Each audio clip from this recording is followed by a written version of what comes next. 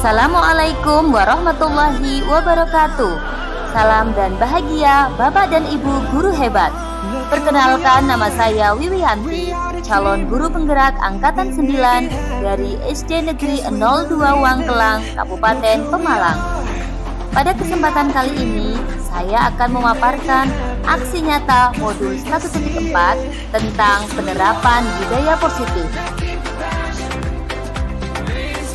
Berikut ini merupakan rancangan tindakan untuk aksi nyata saya. Yang pertama adalah latar belakang. Ki Hajar Dewantara mengumpamakan sekolah sebagai sebuah ladang tempat persemaian bibit. Agar bibit bisa berkembang secara maksimal, maka petani dapat memperbaiki kondisi tanah, memelihara bibit tanaman, memberi pupuk dan air, membasmi ulat-ulat atau jamur-jamur yang mengganggu hidup bibit tanaman, dan lain sebagainya. Dari uraian tersebut, kita dapat memahami bahwa sekolah diibaratkan sebagai tanah tempat bercocok tanam, sehingga guru harus dapat mengusahakan sekolah menjadi lingkungan yang menyenangkan, menjaga dan melindungi murid-murid dari hal-hal yang tidak baik. Dengan demikian, murid tumbuh dengan baik sesuai dengan profil belajar Pancasila. Selanjutnya adalah tujuan aksi nyata. Aksi nyata budaya positif ini bertujuan menumbuhkan budaya positif di sekolah dengan meyakini nilai-nilai kebajikan universal, serta menciptakan murid yang merdeka dan mempunyai disiplin kuat sesuai profil pelajar Pancasila.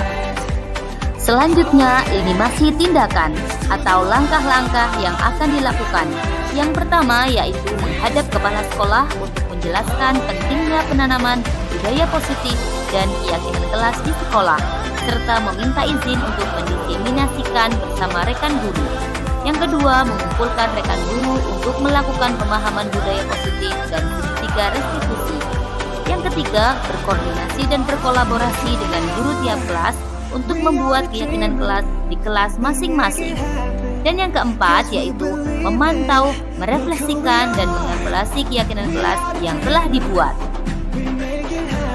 Adapun tolak ukur keberhasilan aksi nyata saya adalah: pertama, terbentuknya keyakinan kelas melalui kegiatan kesepakatan kelas yang dilakukan guru kelas dan siswa. Yang kedua, siswa mampu menerapkan dan menjalankan keyakinan kelas yang telah dibuat. Berikut ini merupakan kegiatan pertama saya, yaitu kegiatan diseminasi budaya positif di sekolah tentang pemahaman dan pengalaman budaya positif. Kegiatan ini dilaksanakan di SD Negeri 02 Wangkelang, Kecamatan Muke, Kabupaten Pemalang. Assalamualaikum warahmatullahi wabarakatuh. Waalaikumsalam warahmatullahi wabarakatuh. Selamat siang Bapak Ibu. Salam sejahtera untuk kita semua. Yang terhormat Bapak Kepala dan Ibu Guru SD Negeri 02 Wangkelang. Alhamdulillah pada hari ini kita dapat berkumpul dalam keadaan sehat walafiat di ruang kelas 6 SD Negeri 02 Wangkelang untuk melaksanakan kegiatan diseminasi budaya positif di sekolah. Baiklah Bapak Ibu, mari kita buka acara pada siang hari ini dengan membaca bacaan basmalah bersama-sama. Bismillahirrahmanirrahim. Selanjutnya adalah menyanyikan lagu Indonesia Raya.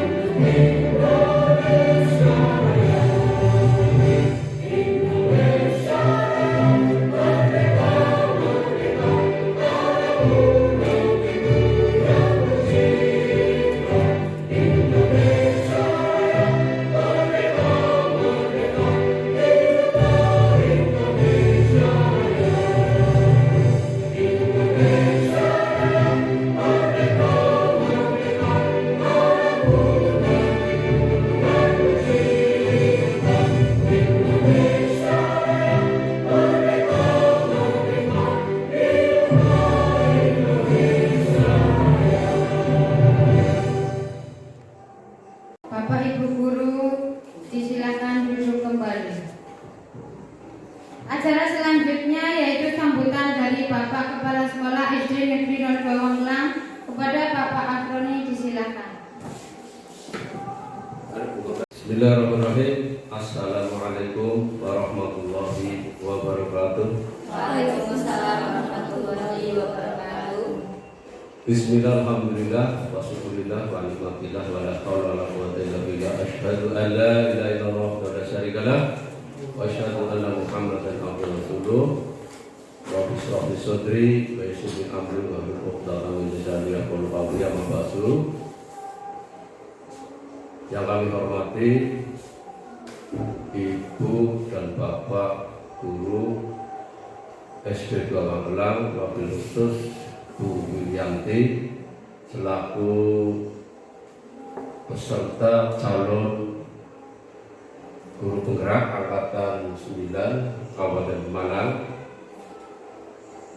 Yang pertama dan utama, marilah kita panjatkan puji syukur kepada Allah SWT yang mana di siang hari ini kita dipertemukan dalam satu acara diseminasi budaya positif di sekolah oleh Bu Wiyanti, calon guru penggerak angkatan 9. Harapan kita semua, semoga pertemuan di siang hari ini bisa betul-betul bermanfaat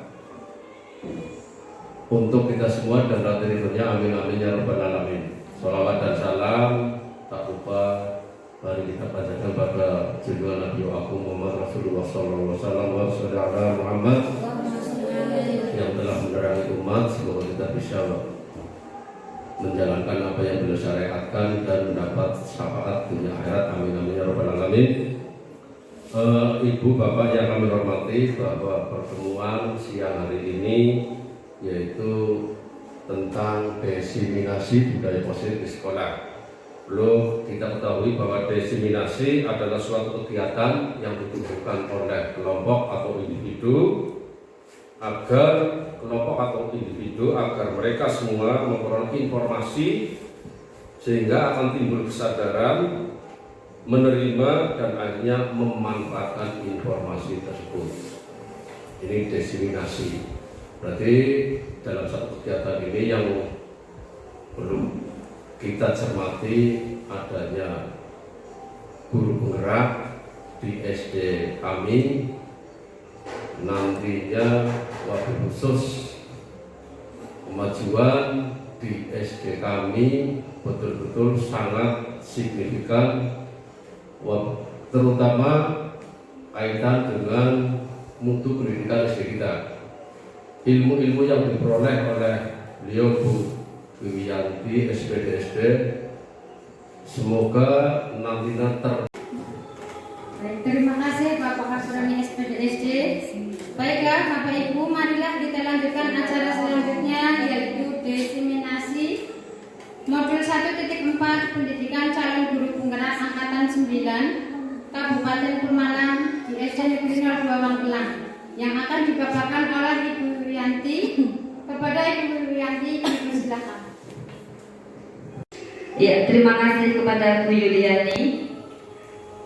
Bismillahirrahmanirrahim. Bapak Ibu Guru, Assalamualaikum warahmatullahi wabarakatuh. Waalaikumsalam warahmatullahi wabarakatuh. Ya, sebelumnya saya ucapkan terima kasih kepada Bapak Ibu Guru dan Bapak Kepala Sekolah karena telah meluangkan waktu untuk mengikuti kegiatan diseminasi budaya positif di sekolah sebagai salah satu kegiatan di pendidikan calon guru penggerak yang sedang saya ikuti. Bapak Ibu, apakah masih semangat? Iya, tadi habis mengajar ya, pasti lelah ya habis mengajar anak-anak. Nah, sebelum kita lanjutkan, mari kita ice breaking dulu untuk menyemangati ya, untuk lebih semangat lagi. Kita ice breaking dulu.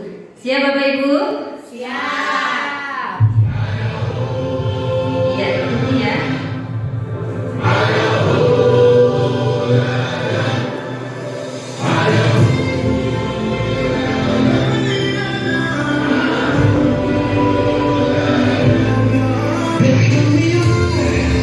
We are dreaming.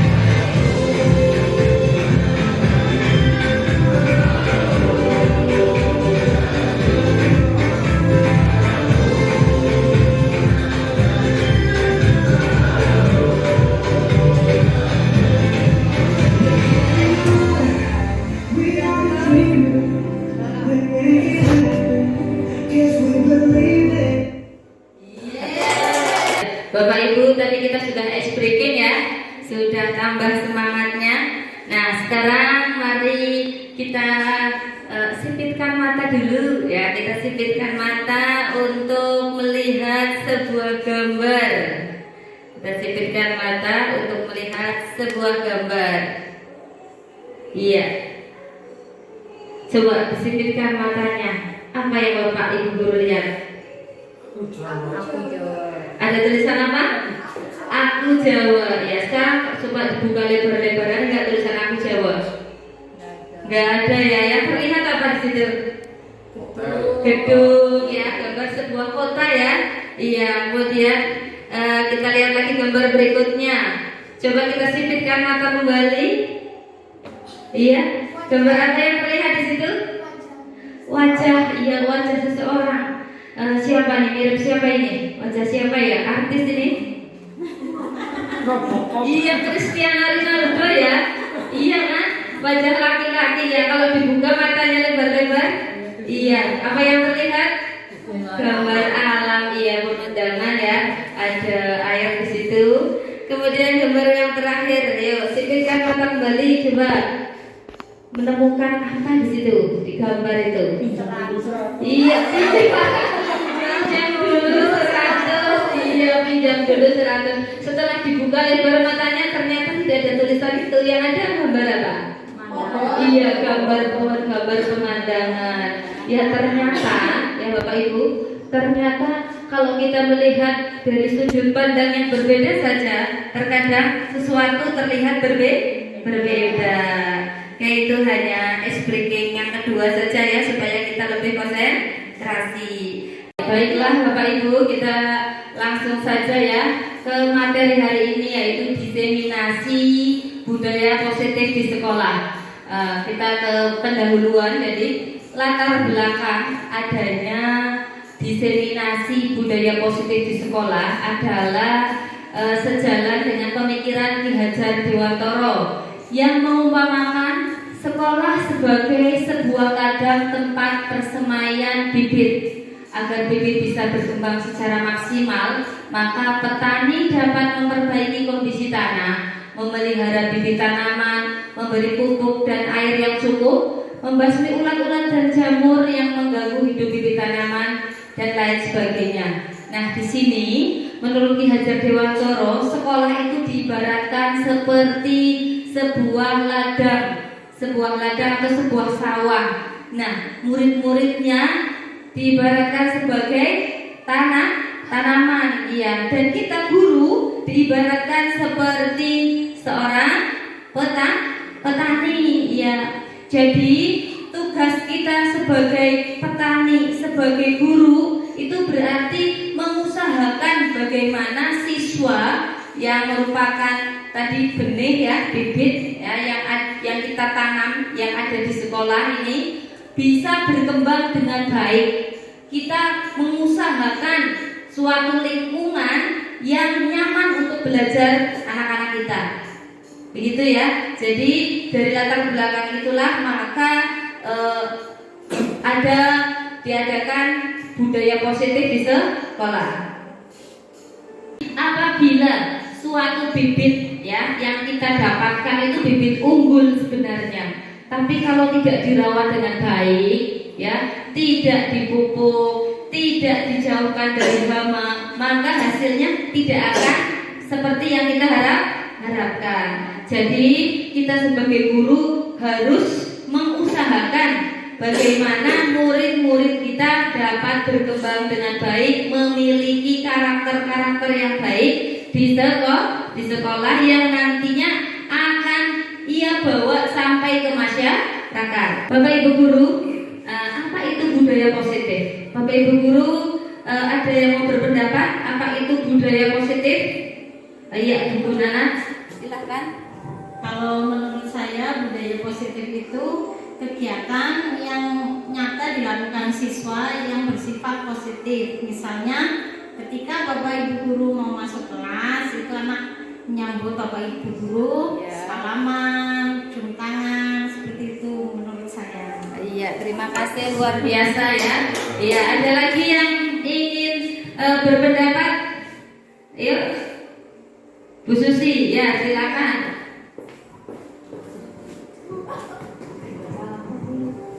Tagnya kena tag dulu. Menurut saya seperti hal-hal yang bermanfaat nantinya bagi siswa-siswa. Oh ya, luar biasa Susi ya. Oh ya. Ya, jadi budaya positif tadi menurut Bu Nana adalah segala kegiatan-kegiatan yang positif, yang baik, yang siswa lakukan ya. Itu kemudian menurut Bu Susi adalah semua kegiatan-kegiatan yang bermanfaat gitu ya. Nah, menurut Bapak Ibu, apakah di sekolah kita sudah tercipta budaya positif? Sudah, iya. Tadi seperti yang disampaikan oleh Bapak Kepala Sekolah ya. Jadi apa-apa yang sudah kita laksanakan, budaya positif yang sudah kita laksanakan, semoga bisa kita terus ya lakukan dan kita tingkatkan. Jadi seperti anak-anak sholat zuhur berjamaah itu juga ya Bapak Ibu ya. Iya, kemudian ada pembiasaan kalau hari Jumat apa itu? Iya, berdoa berasmaul husna di halaman bareng-bareng kelas 1 sampai kelas 6. Dan tiap hari juga kita laksanakan budaya positif Bapak Ibu. Kita pagi-pagi berumput datang ke sekolah supaya tidak terlambat. Iya, datang tepat waktu itu juga budaya positif. Oke. Nah, budaya positif merupakan perwujudan dari nilai-nilai kebajikan atau keyakinan universal yang diterapkan di sekolah. Selama ini barangkali guru kita ya kan selalu menganggap bahwa kita itu kewajibannya mengontrol apa? Mengontrol perilaku siswa agar memiliki perilaku yang baik. Nah, karena tugas tersebut, karena kita merasa itu tanggung jawab kita, maka kita sering melakukan apa ya? Ibarat atau penghargaan kepada siswa-siswa yang sudah baik. Kemudian kita juga memberi hukuman atau teguran atau kadang-kadang ya kita kesal terhadap anak-anak yang tidak sesuai dengan keinginan kita atau yang memiliki atau melakukan kesalahan. Nah, itu wajar, sering kita lakukan. Tetapi ternyata Bapak Ibu itu tidak sesuai dengan pendidikan yang diharapkan sekarang. Seperti apa sih pendidikan yang kita harapkan sekarang oleh pemerintah kita? Nah, nanti akan kita bahas lebih lanjut. Di sini nanti kita akan membahas tentang konsep inti budaya positif. Kita akan belajar apa itu disiplin positif, nilai-nilai kebajikan, teori motivasi perilaku manusia, hukuman dan penghargaan, keyakinan kelas, kebutuhan dasar manusia, 5 posisi kontrol, dan yang terakhir nanti kita akan bahas segitiga restitusi. Oke? Pertama kita bahas disiplin positif.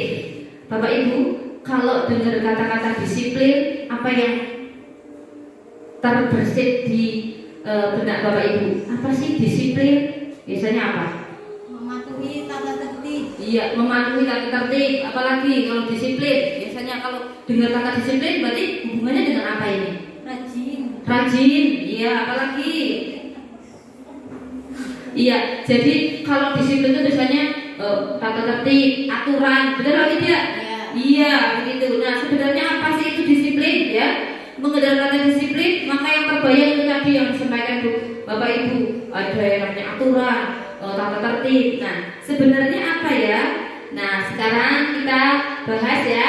Kita belajar ternyata dari bahasa Latin disiplin artinya belajar, Bapak Ibu. Ya, ternyata artinya apa? Belajar. Jadi kebanyakan orang memang menghubungkan yang namanya disiplin itu dengan itu tadi aturan, tata tertib, betul ya? Itu kemudian kepatuhan peraturan, ada juga kalau tidak disiplin berarti ada hukuman begitu. Nah, ternyata murid yang memiliki disiplin itu berarti bukan murid yang tidak pernah bersalah, begitu tidak, Bapak Ibu? Ya, murid yang disiplin itu berarti dia memiliki keinginan atau motivasi yang kuat untuk melakukan perbuatan-perbuatan baik dari dalam diri sendiri, ya, bukan dari luar, bukan karena takut hukuman dan lain sebagainya. Kita lanjutkan. Nilai-nilai kebajikan universal. nilai-nilai kebajikan universal. Apa sih ya nilai-nilai kebajikan itu?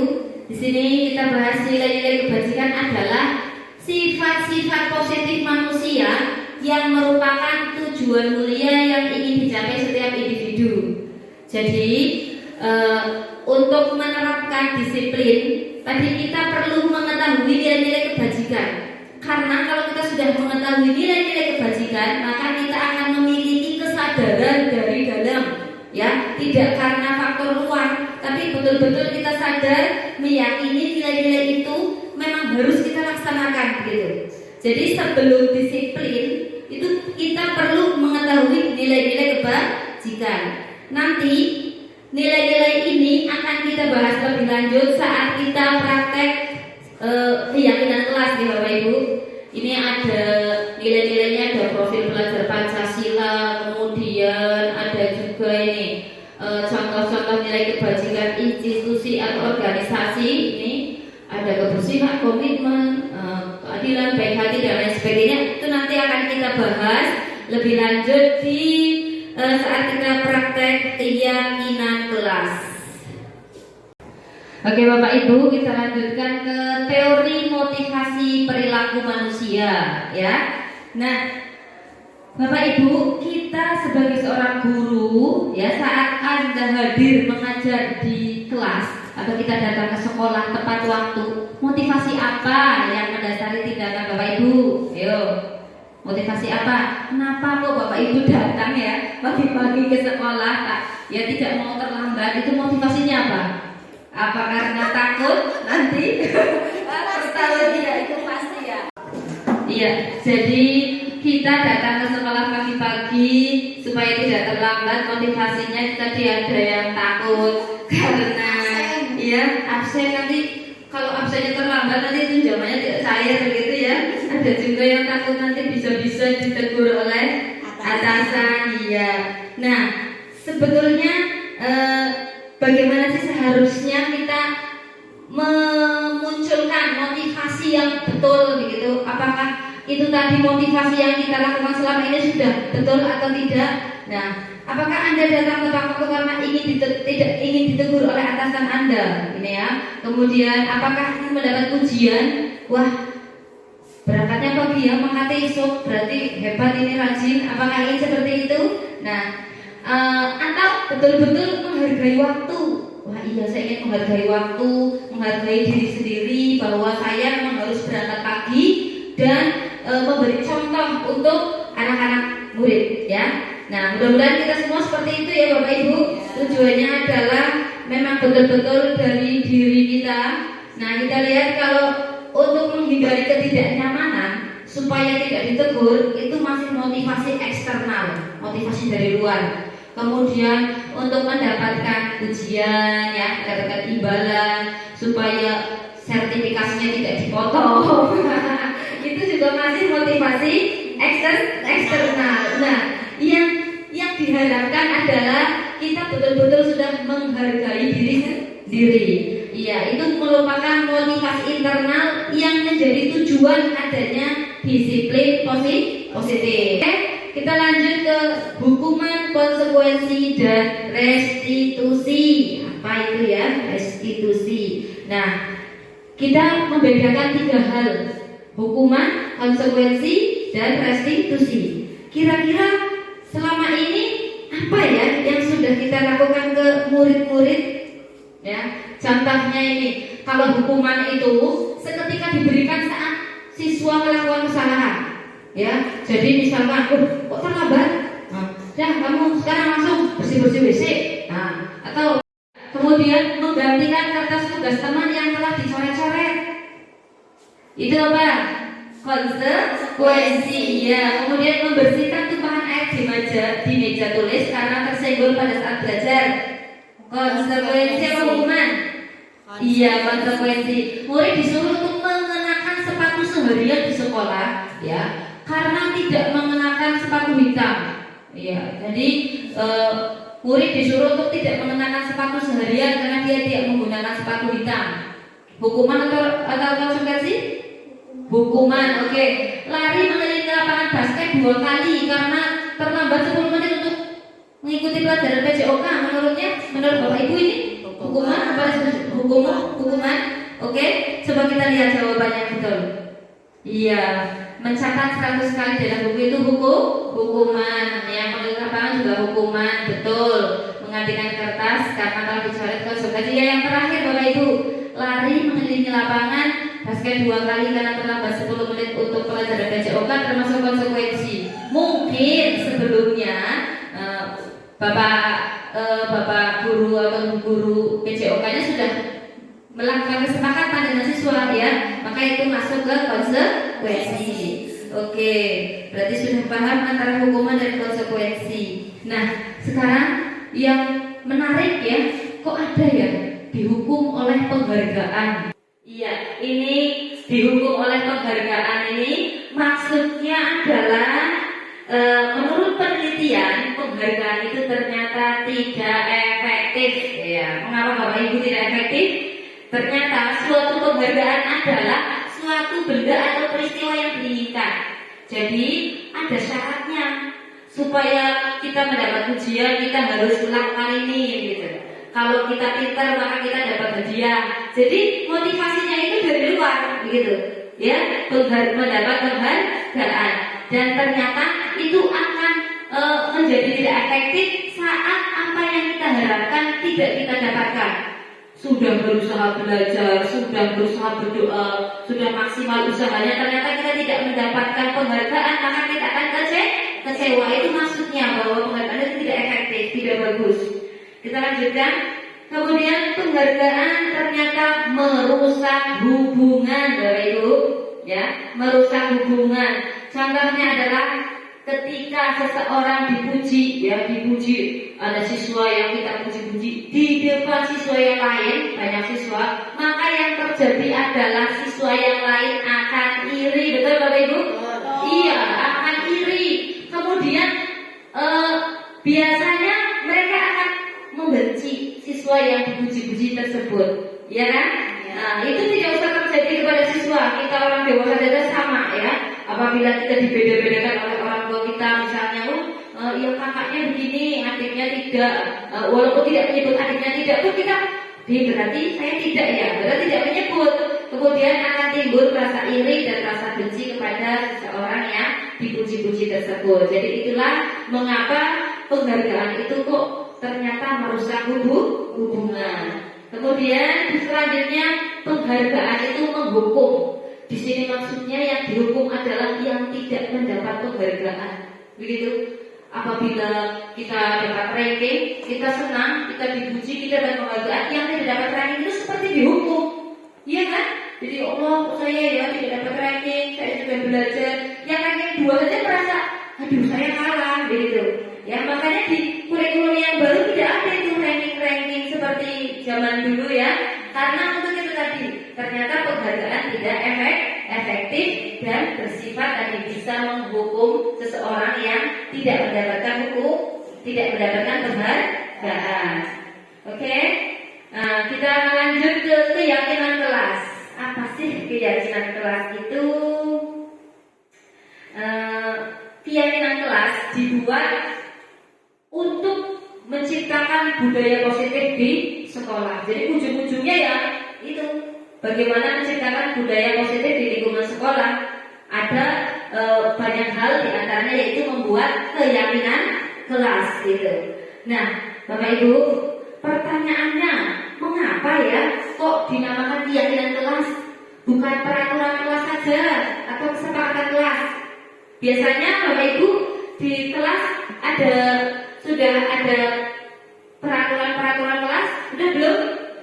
Sudah. Kita menyebutnya keyakinan kelas atau peraturan kelas biasanya? Peraturan. Apa? Peraturan. Iya, peraturan ya. Peraturan kelas. Misalnya tidak boleh buang sampah di kelas. Apalagi tidak boleh tembok. Oke, apalagi biasanya tidak boleh ribut, gitu ya. Nah, itu semua peraturan kelas tersebut ya, ternyata itulah yang nantinya bisa kita menjadikan modal untuk membuat keyakinan kelas. Mari kita perhatikan ya kalimat di samping. Mengapa kita memiliki peraturan tentang penggunaan helm saat mengendarai? Kira-kira kenapa? Biar tidak kena tilang. Oh, biar tidak kena tilang ya, apalagi Aman saat berkendara. iya, biar untuk keamanan berarti untuk keselamatan. Oke. Kemudian mengapa ada peraturan dilarang merokok di sekolah? Kira-kira kenapa? Kenapa sih tujuannya ada peraturan dilarang merokok di sekolah, Bapak Ibu? Merokok itu sehat nggak? Tidak. Tidak, berarti untuk kesehatan. Iya, tidak boleh merokok anak-anak di sekolah. Orang tua saja nggak boleh. Maka dari kecil kita didik tidak boleh merokok demi kesehatan. Oke, kita lanjutkan. Nah, keyakinan itu merupakan nilai-nilai yang kita yakini. Nah, kita contohkan tadi, menggunakan helm adalah untuk keselamatan, tidak merokok untuk kesehatan. Itu berarti sebuah nilai-nilai yang kita sebut dengan keyakinan. Kita yakin bahwa hal-hal tersebut betul-betul kita yakini kebenarannya begitu. Oh iya, kalau aku tidak pakai helm, berarti nanti kalau terjadi apa-apa di jalan, saya lebih banyak kemungkinan cederanya begitu. Ya, kemudian kalau aku merokok, berarti nanti kesehatan saya terganggu. Nah, itu keyakinan itulah yang disebut sebagai nanti kita arahkan di kelas kita menjadi keyakinan ke kelas pada siswa-siswa kita. Keyakinan kelas, kita lanjutkan ya. Setiap tindakan atau perilaku yang kita lakukan di dalam kelas dapat menentukan terciptanya sebuah lingkungan positif. Nah, perilaku warga kelas tersebut menjadi sebuah kebiasaan yang akhirnya membentuk sebuah budaya positif di kelas, lalu budaya positif di sekolah, nanti imbasnya akan budaya positif di lingkungan rumah, di lingkungan masyarakat. Jadi sudah benar-benar menjadi kebiasaan, menjadi jati diri, menjadi pribadi di setiap siswa kita. Oke, kita lanjutkan lagi. Nah, suatu keyakinan akan lebih termotivasi dari dalam daripada kalau kita peraturan-peraturan itu kan dari luar biasanya. Kita menjalankan peraturan karena kita takut begini, takut begitu, itu berarti motivasinya masih dari luar. Kalau sudah bentuknya keyakinan, maka motivasinya dari dalam. Nah, keyakinan kelas juga merupakan metode untuk menimbulkan kembali disiplin positif yang disadari oleh motivasi dari dalam melalui proses itu tadi. Nanti di kelas itu ada curah pendapat antara siswa satu dengan yang lain ya. Ini kira-kira perbuatan seperti ini baik apa tidak, kemudian dibuat peraturan kelas, selanjutnya dibuat keyakinan ke kelas, begitu Bapak Ibu. Iya. Oke Bapak Ibu, nah ini ada tugas ya, ada pernyataan, lalu mari kita tentukan nilai kebajikan apa yang dituju. Yang pertama, kembalikan barang ke tempatnya. Nah, kira-kira nilai kebajikan yang dituju apa ini Bapak Ibu? Kembalikan barang ke tempatnya. Tanggung jawab. Tanggung jawab, bagus. Kalau berikutnya dilarang mengganggu orang lain apa Bapak Ibu? Ini nilai kebajikannya. Keselamatan, apa lagi coba kira-kira? Kenyamanan, oke. Iya, kemudian hadir di sekolah 15 menit sebelum pembelajaran dimulai. Kira-kira nilai kebajikannya apa? Disiplin, iya, melatih disiplin. Kemudian kalau dilarang melakukan kekerasan, nilai kebajikannya apa? Untuk keselamatan, untuk menghormati juga ya, menghargai orang lain. Dilarang menggunakan narkoba. Untuk kesehatan, iya, bergantian atau menunggu giliran. Itu apa nilainya? Nilai kebajikannya apa? Dari bergantian atau menunggu giliran. Melatih kesabaran, juga menghormati orang lain. Mungkin coba kita lihat jawabannya. Iya, ternyata itu tadi kembali kepada tempatnya. Bagus, yaitu tanggung jawab, menghormati orang lain, keselamatan, kesehatan. Nah, itulah Bapak Ibu, peraturan-peraturan yang ada di kelas itu memiliki nilai kebajikan. Oke, nah itu tadi sebagai modal untuk membentukkan keyakinan ke kelas.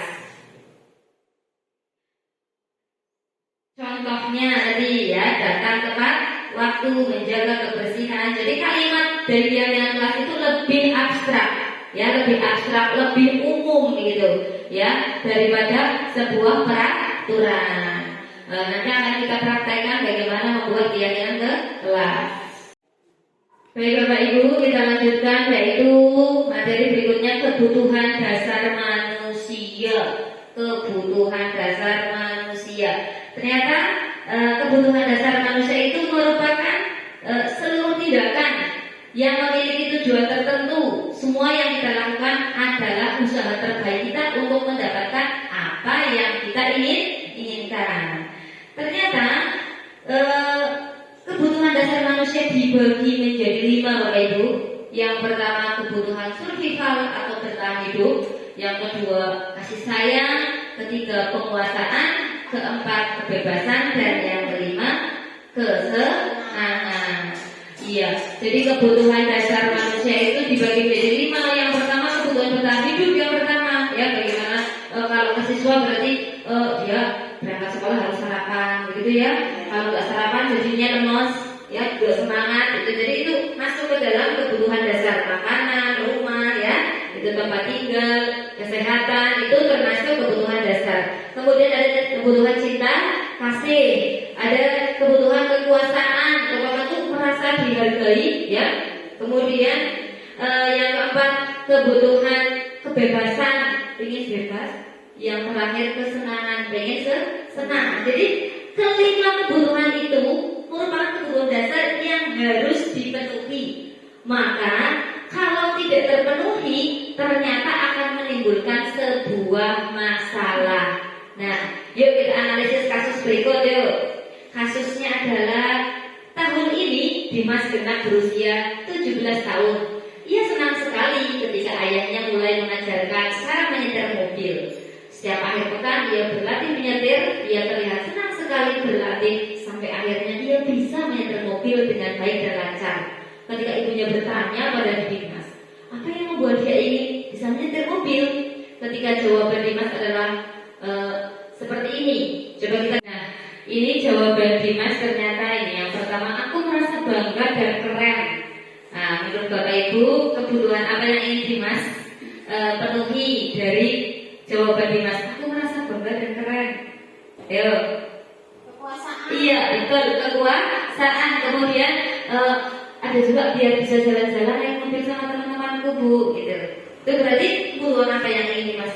Kesenangan. Kesenangan. Oke. Yang bawah menyetir mobil itu seru. Apa? Kesenangan juga. Iya. Coba kita lihat jawaban yang betul. Nah, ternyata dari penguasaan betul ya. Aku merasa bangga, keren, itu kebutuhan penguasaan yang ingin Dimas penuhi. Kemudian dia bisa jalan-jalan dengan teman-teman. Ternyata itu kasih sayang, rasa diterima ya. Kemudian yang terakhir menyetir mobil itu seru, itu sebuah kesenangan. Iya. Itulah kebutuhan dasar, 5 kebutuhan dasar yang mestinya harus dipenuhi ya, harus didapatkan oleh setiap orang, setiap anak. Nah, sekarang pertanyaannya, apa yang terjadi apabila salah satu atau beberapa kebutuhan dasar anak kita tidak terpenuhi? Ya. Nah, ternyata kalau ini ketika seorang murid melakukan suatu perbuatan yang bertentangan dengan nilai-nilai kebajikan atau melanggar peraturan, hal itu sebenarnya dikarenakan mereka gagal memenuhi kebutuhan dasar mereka. Ya, mungkin tidak semua, tapi 1 atau 2 dari kebutuhan itu tidak terpenuhi, maka mereka akan merefleksikan dengan perbuatan yang tadi melanggar peraturan, begitu ya. Nah, terus kita sebagai guru bagaimana menyikapi hal tersebut? Nah, kita pelajari berikutnya yaitu posisi kontrol. Posisi kontrol kita sebagai guru ya. Nah, ini posisi kontrol sebagai guru dibagi 5. Yang pertama penghukum, kedua pembuat rasa bersalah, ketiga sebagai teman, keempat sebagai pemantau, dan yang terakhir sebagai manajer. Nah, kira-kira Bapak Ibu, posisi mana yang sudah Bapak Ibu lakukan atau sering Bapak Ibu lakukan saat menghadapi anak murid siswa yang melakukan perbuatan-perbuatan negatif melanggar keyakinan disiplin positif? Biasanya penghukum. Menghukum, ya biasanya menghukum ya itu tadi. Nah kamu tidak mengerjakan PR, oh kamu mengganggu teman, akhirnya menghukum. Pertama pasti dimarahi ya, iya dinasehati begitu. Kemudian ada lagi mungkin yang pernah dilakukan sebagai teman kadang ya, yang kita berusaha, terutama yang kelas atas, ya, yang kelas atas itu sebagai teman. Bagaimana kita mengakrabi ya anak murid kita supaya mereka jadi baik dengan kita, nurut dengan kita begitu, itu sebagai teman. Nah, sebenarnya posisi mana sih yang seharusnya kita lakukan yang paling ideal? Nah, posisi yang paling ideal adalah nanti posisi yang terakhir. Nah, mari kita lihat posisi penghukum dulu satu persatu ya. Posisi penghukum itu bisa menggunakan hukuman fisik ataupun verbal, ucapan, dimarahi, mata melotot gitu ya, suaranya kenceng gitu ya. Terus ditambah juga hukuman fisik, misalnya berdiri di depan kelas, ayo keluar kelas, mengerjakan di luar kelas atau lain-lain ya Bapak Ibu. Itu posisi penghukum, sangat tidak direkomendasikan itu. Yang kedua, posisi membuat merasa bersalah. Apa ini? Pada posisi ini biasanya guru itu berdrama-drama gitu. Berdrama-drama itu suaranya lebih lembut, tetapi untuk membuat siswa merasa bersalah. Contohnya dengan begini, apa kamu gak kasihan sama ibu? Kok tiap hari kamu bikin masalah? Begitu. Misalnya, ya ucapannya seperti itu. Gimana sih? Kamu gak kasihan bapak ibu kamu? Kok kamu melakukan perbuatan itu? Jadi apa ya? Bagaimana caranya siswa itu menjadi merasa bersalah begitu? Nah, posisi ini yang sangat menghancurkan hati siswa karena dia merasa down, wah nyongku salah, aku benar-benar salah begitu. Ya, itu betul-betul tidak boleh dilakukan ini. Tapi memang kita sering melakukan, begitu ya. Menurut kita itu lebih baik daripada menghukum, betul? Iya. Kita lanjutkan posisi yang ketiga yaitu posisi teman. Kita seperti teman tadi yang sudah saya sebutkan tadi, kita mengakrabi dengan bahasa yang lebih lebih santai begitu ya, supaya anak-anak akrab dengan kita. Bagus apa tidak? Ternyata guru pada posisi ini akan menyakiti murid, namun tidak akan menyakiti murid, namun akan tetap berupaya mengontrol murid. Tetapi ada efek jeleknya ternyata, yaitu murid akan manut misalkan dengan guru tersebut, tapi dengan guru yang lain cenderung tidak peduli. Jadi dia akan ketergantungan dengan satu guru, ya, guru yang dijadikannya teman. Oke, berikutnya adalah posisi pemantau. Ini berarti posisinya hanya memantau. Bagus sih, tidak memarahi, tidak menghukum, ya, tidak sebagai teman, dia memantau. Jadi kalau ada perbuatan salah dipantau, kamu salah ya, begitu. Kamu harusnya begini, begitu. Jadi solusinya diberikan oleh guru pemantau tersebut, ya, itu. Berikutnya posisi manajer. Inilah posisi yang diharapkan, ya. Diharapkan pendidikan kita, guru-guru memiliki kemampuan untuk menjadi manajer dalam menyelesaikan permasalahan siswa. Jadi di sini guru ini membuat siswa menyadari kesalahannya, kemudian membangkitkan semangat siswa kembali untuk memperbaiki kesalahan tersebut. Jadi supaya motivasi dalam dirinya itu muncul. Untuk lebih jelasnya, mari kita lihat tayangan ya nanti. Ya, selanjutnya Bapak Ibu kita lihat video berikut ya untuk memahami 5 posisi kontrol. Video dari LMS SIM PKB.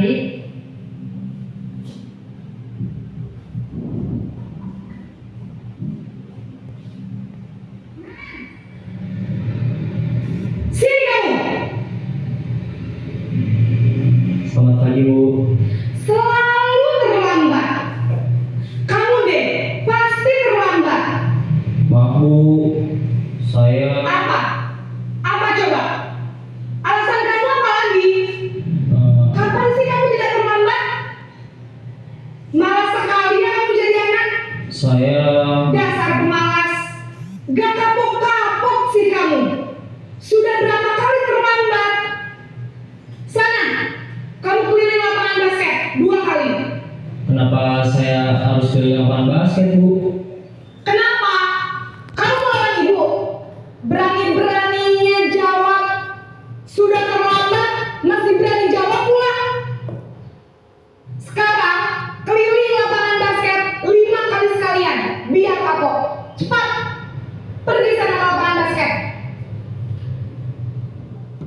Posisi penghukum biasanya berbicara dengan nada tinggi.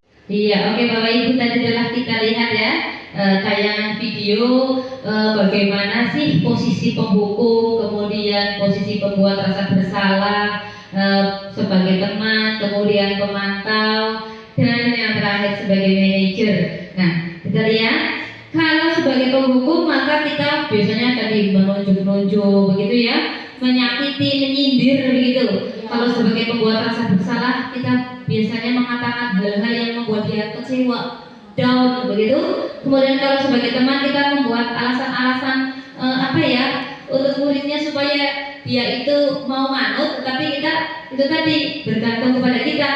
Kemudian sebagai pemantau kita biasanya harus menghitung-hitung, mengukur-ukur, kemudian kita memberikan juga solusinya langsung begitu. Nah, yang sebagai manajer ini yang terbaik kita mengajukan pertanyaan-pertanyaan untuk memfasilitasi tindakan tadi ya. Oh, ternyata kamu betulkah kamu melakukan ini? Ya, pasti kamu punya alasan. Ya, semua orang pernah merasa pernah melakukan kesalahan, itu hal yang wajar seperti itu tadi, seperti pada tayangan video. Oke, tugasnya coba pernyataan-pernyataan berikut. Siapa yang mengatakannya? Maksudnya dalam posisi kontrol yang mana ini? Saat ada pernyataan, saya kecewa sekali dengan kamu. Itu posisi kontrol apa?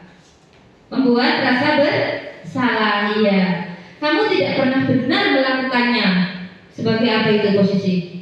Iya, menghukum. Ayolah lakukan demi ibu bapak. Mana? Bahasanya lebih itu, lebih lebih santai. Teman. Iya, posisi teman. Apakah kamu mau mendapatkan stiker bintang hari ini? Itu bagaimana ya? Itu sebagai teman. Nah, coba kita lihat jawabannya. Iya, ternyata yang pertama pembuat orang merasa bersalah, yang kedua penghukum, ketiga teman, keempat pemantau, manajer dan penghukum. Nah, yang manajer ini yang memang perlu kita dalami, kita belajar terus-menerus supaya kita bisa melaksanakan posisi manajer ini dengan baik untuk putra-putri kita. Oke? Iya. Pertanyaannya, berada di posisi kontrol manakah Bapak Ibu sekarang? Penghukum. Ada juga yang apa lagi, Bu? Teman. Iya. Nah, kita berusaha ya mulai sekarang bagaimana kita bisa memposisikan kita sebagai manajer untuk anak-anak kita, supaya anak-anak kita betul-betul mendapatkan karakter-karakter baik ya, dan budaya positif di sekolah bisa terlaksana. Oke? Untuk pertanyaannya, berada di posisi kontrol manakah Bapak Ibu sekarang? Penghukum. Ada juga yang apa lagi, Bu? Teman. Iya. Nah, kita berusaha ya mulai sekarang bagaimana kita bisa memposisikan kita sebagai manajer untuk anak-anak kita, supaya anak-anak kita betul-betul mendapatkan karakter-karakter baik ya, dan budaya positif di sekolah bisa terlaksana. Oke? Iya. Pertanyaannya, berada di posisi kontrol manakah Bapak Ibu sekarang? Penghukum. Ada juga yang apa lagi, Bu? Teman. Iya. Nah, kita berusaha ya mulai sekarang bagaimana kita bisa memposisikan kita sebagai manajer untuk anak-anak kita, supaya anak-anak kita betul-betul mendapatkan karakter-karakter baik ya, dan budaya positif di sekolah bisa terlaksana. Oke? Iya. Pertanyaannya, berada di posisi kontrol manakah Bapak Ibu sekarang? Penghukum. Ada juga yang apa lagi, Bu? Teman. Iya. Nah, kita berusaha ya mulai sekarang bagaimana kita bisa memposisikan kita sebagai manajer untuk anak-anak kita, supaya anak-anak kita betul-betul mendapatkan karakter-karakter baik ya, dan budaya positif di sekolah bisa terlaksana. Oke? Iya. Pertanyaannya, berada di posisi kontrol manakah Bapak Ibu sekarang? Penghukum. Ada juga Teman, iya. Nah, kita berusaha ya mulai sekarang bagaimana kita bisa memposisikan kita sebagai manajer untuk anak-anak kita supaya anak-anak kita betul-betul mendapatkan karakter-karakter baik ya dan budaya positif di sekolah bisa terlaksana. Oke? Iya. Pertanyaannya, berada di posisi kontrol manakah Bapak Ibu sekarang? Penghukum. Ada juga yang apa lagi, Bu? Teman, iya. Nah, kita berusaha ya mulai sekarang bagaimana kita bisa memposisikan kita sebagai manajer untuk anak-anak kita supaya anak-anak kita betul-betul mendapatkan karakter-karakter baik ya dan budaya positif di sekolah bisa terlaksana. Oke? Iya. Pertanyaannya, berada di posisi kontrol manakah Bapak Ibu sekarang? Penghukum. Ada juga yang apa lagi, Bu? Teman, iya. Nah, kita berusaha ya mulai sekarang bagaimana kita bisa memposisikan kita sebagai manajer untuk anak-anak kita supaya anak-anak kita betul-betul mendapatkan karakter-karakter baik ya dan budaya positif di sekolah bisa terlaksana. Oke? Iya. Pertanyaannya, berada di posisi kontrol manakah Bapak Ibu sekarang? Penghukum. Ada juga yang apa lagi, Bu? Teman, iya. Nah, kita berusaha ya mulai sekarang bagaimana kita bisa memposisikan kita sebagai manajer untuk anak-anak kita supaya anak-anak kita betul-betul mendapatkan karakter-karakter baik ya dan budaya positif di sekolah bisa terlaksana. Oke?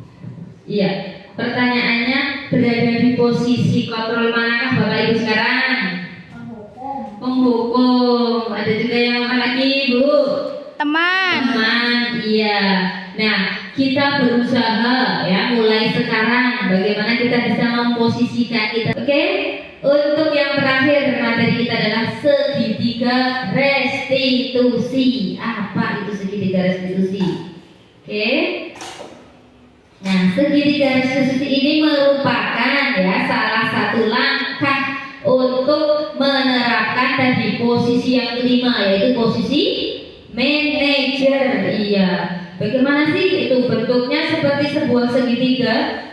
Karena ada 3 tahapan yaitu menstabilkan identitas, yang kedua validasi tindakan yang salah, dan yang ketiga menanyakan keyakinan. Iya. Ini sudah saya praktekkan juga di kelas, tetapi ini bisa dipraktekkan apabila siswa ada yang bermasalah, ya. Kalau tidak ada siswa yang bermasalah nggak bisa praktek, ya. Karena ini kan untuk menyelesaikan permasalahan siswa yang melakukan tindakan yang melanggar keyakinan ke kelas, barulah kita adakan atau kita lakukan segitiga restitusi. Itu jadi syaratnya harus ada masalah dulu. Kalau tidak ada masalah tidak bisa kita praktek ini. Nah, ini tahapannya tadi menstabilkan identitas, kemudian yang kedua adalah validasi tindakan yang salah. Bagaimana yang ketiga yaitu menanyakan keyakinan. Ini nanti bisa dibaca lagi lebih lanjut. Oke, sekarang ciri-ciri restitusi. Nih, ciri-ciri restitusi itu bukan untuk menebus kesalahan, namun untuk belajar dari kesalahan, kemudian memperbaiki hubungan, tidak ada paksaan, okay? Tidak ada paksaan. Jadi semuanya dilakukan karena kesadaran, begitu. Jadi siswa akan lebih nyaman. Oke, untuk lebih jelasnya, mari kita lihat praktek segitiga restitusi pada video berikut.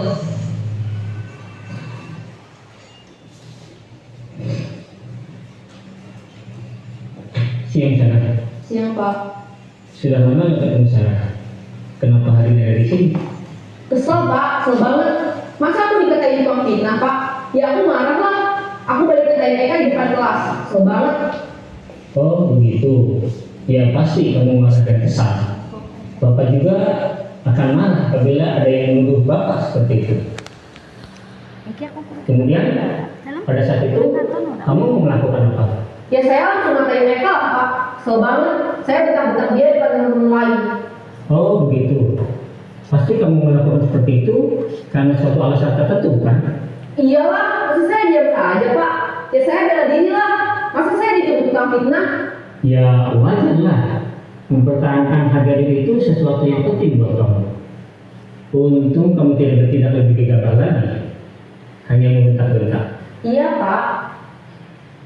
Untung saya masih bersabar dan hanya membentak saja. Sudah gemes padahal, saya pasti bela diri lah. Ya pasti ya. Tapi kamu memilih untuk tetap bertahan dan bersabar. Kamu memilih untuk tidak berbuat lebih parah lagi. Iya. Nah, sekarang coba kita lihat lagi tindakan kamu yang bentak-bentak Eka di kelas.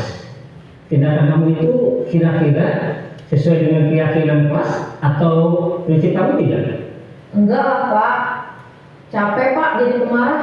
Jadi keyakinan atau prinsip mana yang kurang sesuai dengan keinginan kamu? Ya, saya sebenarnya sangat menghargai orang lain. Mungkin saat itu saya menjadi emosi. Iya, demikian tadi video tentang praktek segitiga restitusi, contoh penerapan segitiga restitusi. Itu merupakan video terakhir, materi terakhir yang saya tayangkan dalam kesempatan kali ini, yaitu diseminasi budaya positif di sekolah. Mudah-mudahan dengan dilaksanakannya ini kita semua sama-sama belajar bagaimana menjadi guru yang bisa menjadi posisi manajer, bisa menerapkan semua hal-hal baik untuk putra-putri kita sehingga budaya positif bisa terbentuk di sekolah kita. Terima kasih Bapak Ibu atas perhatiannya. Mohon maaf apabila dalam penyampaian ada salah tutur kata, disengaja maupun tidak disengaja. Mohon maaf sebesar-besarnya.